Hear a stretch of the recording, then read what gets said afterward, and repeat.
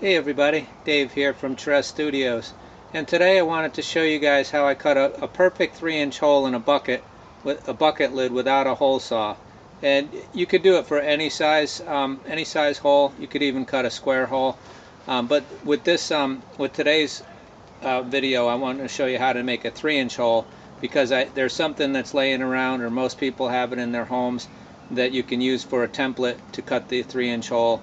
And basically I just use a utility knife. But I'm going to show you a quick and easy way to do that. And I have some other tips and tricks that I wanted to show you guys today that I found that I learned myself and I found helpful. So I thought I'd share them with you guys. I hope they help somebody out there.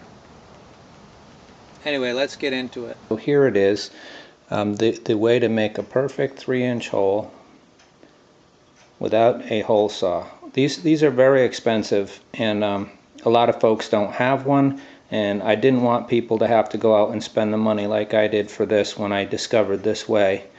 So I want to show you guys.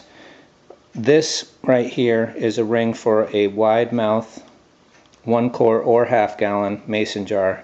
Either way, they're the same.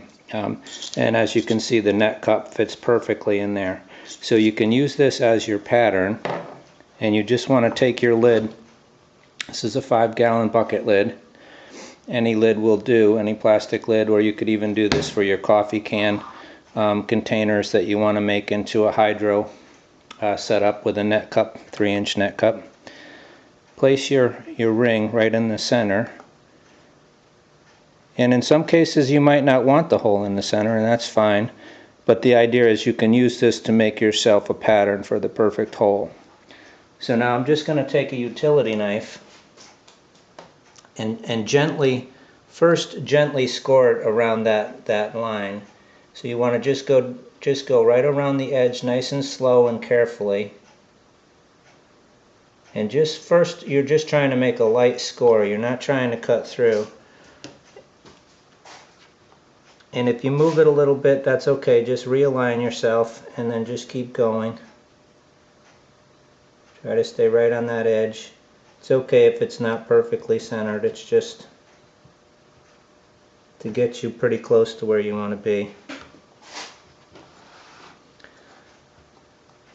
I usually just do this sometimes even by eye, and it works out okay, but I'm just showing you guys this because it is the perfect size, so it should work even better.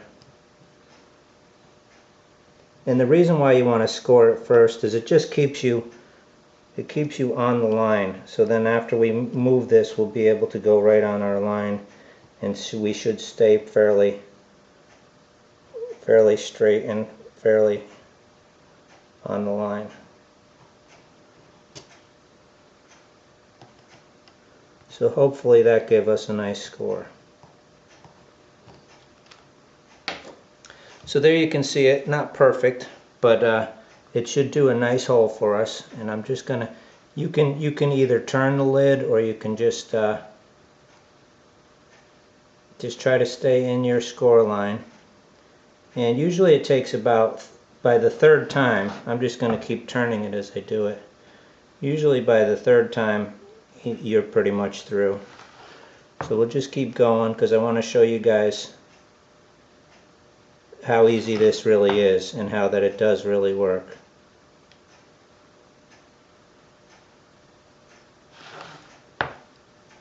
And it's so nice that the mason jar top, the wide mouth mason jar top, works so well as a pattern for you. And even if the hole is a little bit smaller, the cup, it will fit in. So we're around about 2 times now, so we're starting to go through now.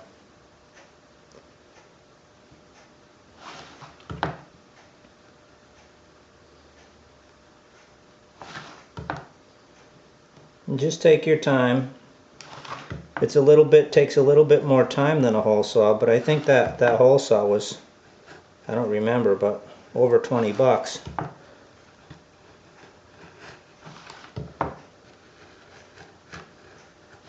So here it comes. Almost out now.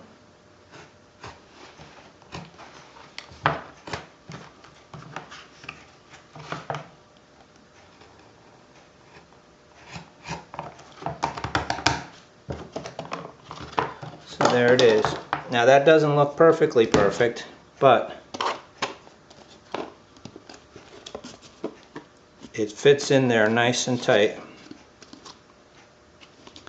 And you can see from looking at this side, that's a pretty darn good fit.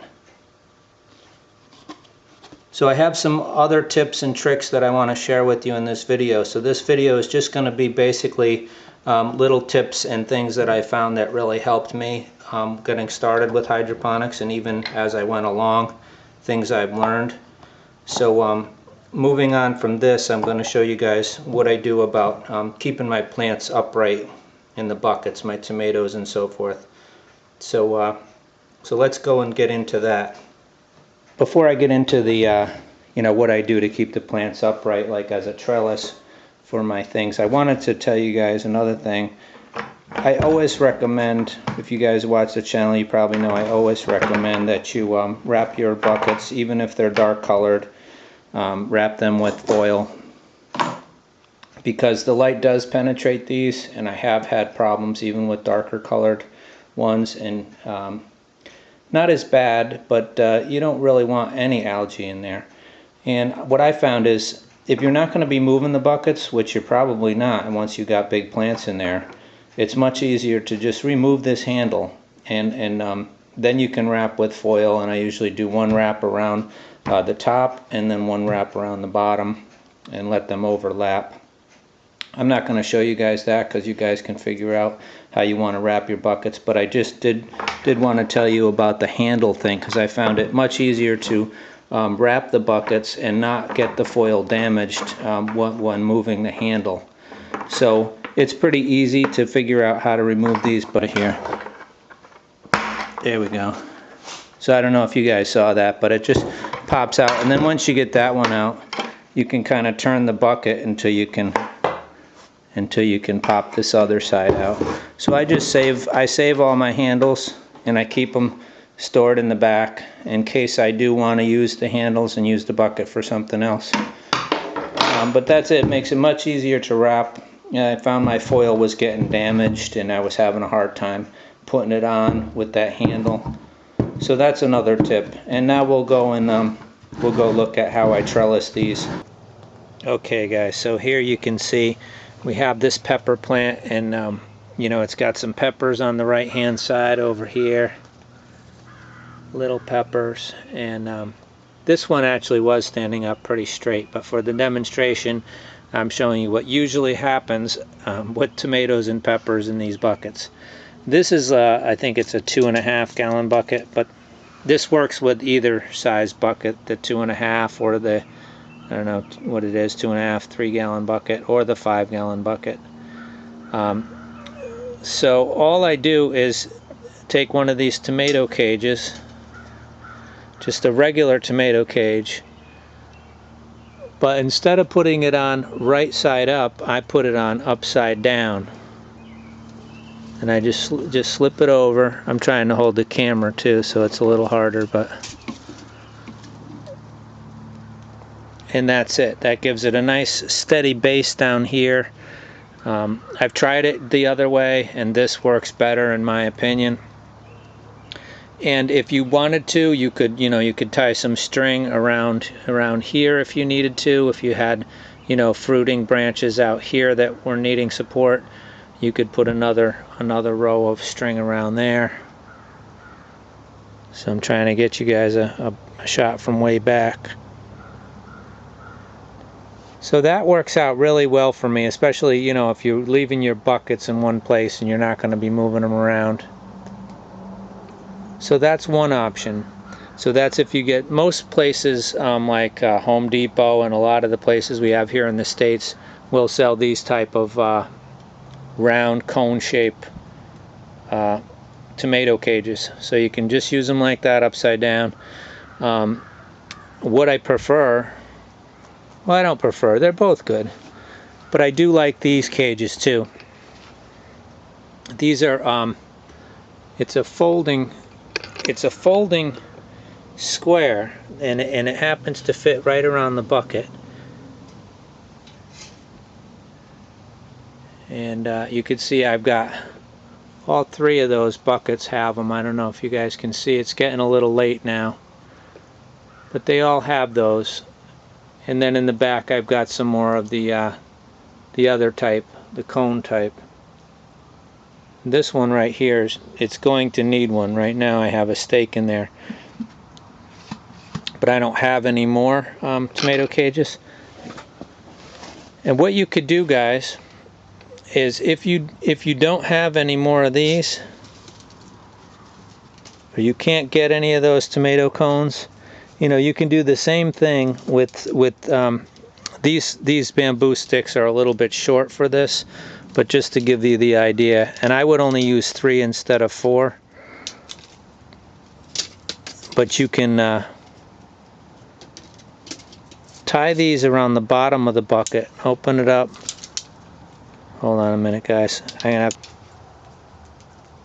What you could do is something like this. These sticks are too short for this, but I'm just giving you an idea. And then I would just come around here and tie the string around the bottom here. And this would work good, especially if you had like you know, green saplings or green branches from a tree, and they were twice as tall as this. So you know, you want them about 5 or 6 feet tall. At least, you know, at least 5 feet or 6 feet for the bigger buckets. And then just put a bungee cord or tie this off down here around this rim and tie it off at the top where they cross. And then if you needed to, you could put some more string around, you know, anywhere. You could even just go up and like a spiral with the string. Well, that's it for today, folks. Thanks for watching. I hope you're all well, and take care of yourselves, take care of others, and I'll see you next time. Happy growing.